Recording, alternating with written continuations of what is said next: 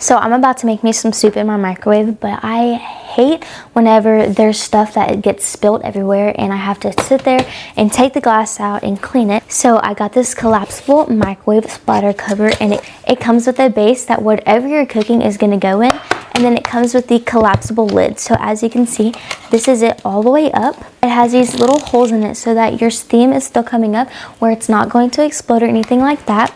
So I'm trying to make me some soup, so I have my water going in there. If you cook your ramen any differently, then that's okay, but this is how I make mine.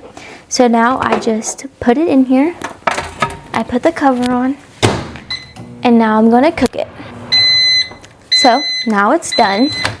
I'm going to take it out, and as you can see, there's no spill other than my dirty microwave.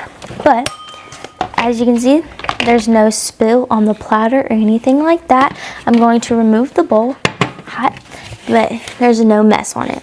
So if you're looking to find a solution to your soup or whatever you're cooking in your microwave to not get your microwave dirty anymore, then this definitely is a lifesaver and a game changer. If you're like me and you hate cleaning, this is definitely a great choice. I'm Kinsey, and I'll see you next time.